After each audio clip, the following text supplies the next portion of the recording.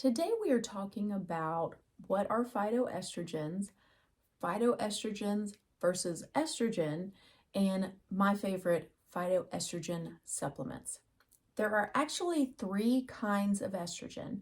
First is the kind that our body produces, and I've heard it called the quiet kid at the playground. And this will make more sense in a second. Second are phyto or plant estrogens, and they are the hero at the playground. And third are xenoestrogens. These are the bullies at the playground. And these are found in plastic, Teflon, skincare, certain preservatives and additives, and all the toxins that we refer to as hormone or endocrine disruptors are xenoestrogens. Candida or yeast overgrowth can also produce a false estrogen, and I'm actually going to talk about that more in next week's episode. So, we all have cells floating around in our bodies with finger-like receptor sites looking for estrogen. They don't care where the estrogen comes from. Xenoestrogens bully their way in and they bind with these sites. This increases our chance of estrogen dominant breast cancers, and babies are being born with xenoestrogen already in their bodies because of the unhealthy lifestyle we have in America, the things that we let in our skincare, the things we let in our cleaners. It's affecting women's eggs and then coming into our babies when they're born. So we are passing this down to our children. This is super heartbreaking for me. Please read ingredients of what you're putting on your body. So some common sources of xenoestrogen are commercially raised meats that have been fed or injected with growth hormones, commercial dairy products containing bovine growth hormones, birth control pills, hormone replacement therapy or HRT, soy, the ones that are genetically modified in the US, other countries actually have healthy soy, shampoos, lotions, soaps, cosmetics that contain paraben or phenylxyethanol, plastic or styrofoam containers, air fresheners that contain phthalates, camphor, which is a synthesized version of it. It's 4-MBC, and that's in sunscreens and lotions. Food preservatives, BHA. Weed killer. All insecticides, well, the not healthy insecticides. Red dye number 3, and PCBs. These are found in electrical oils, lubricants, adhesives, and paints. So there's a lot of that in our life, right? So what can we do about this?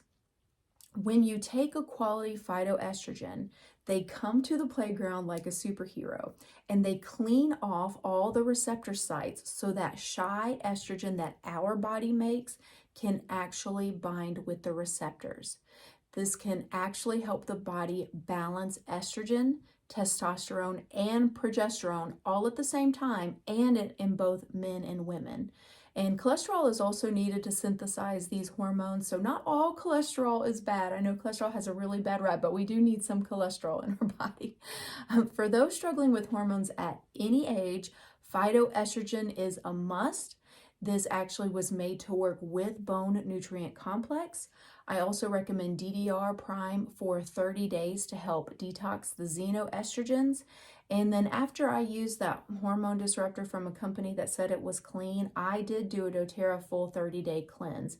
Since that product put me in perimenopause, I wanted to cleanse all my organs and kind of start back at ground zero. And I do recommend Clary Calm rolled over the ovaries twice a day. And in doing that, I was able to, so if you haven't heard that episode, I put a lotion on my body. It was from what was supposed to be a clean company. And I went into perimenopause. My period just stopped.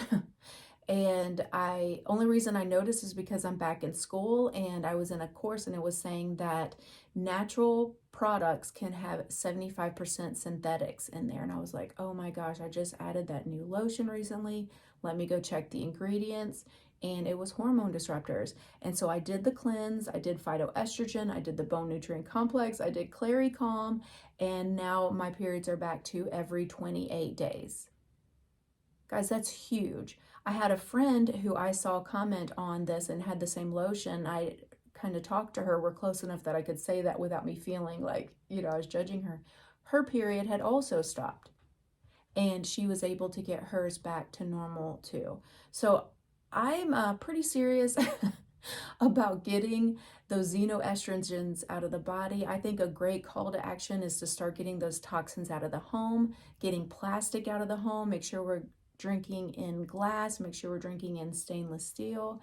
And you can take your time. As you run out of a product, you can replace it with one that is safe. Your hormones will thank you. Your kids' hormones will thank you. Your grandchildren's kids' hormones will thank you. This is really serious. And so it's really a know better, do better situation. I don't want you to beat yourself up about it, but if you're looking over your stuff, maybe it's time to replace those with some clean products. I'll put a few links in the show notes. Please reach out with any questions. I'm super passionate about this subject. Please subscribe or follow, and I'll see you next time.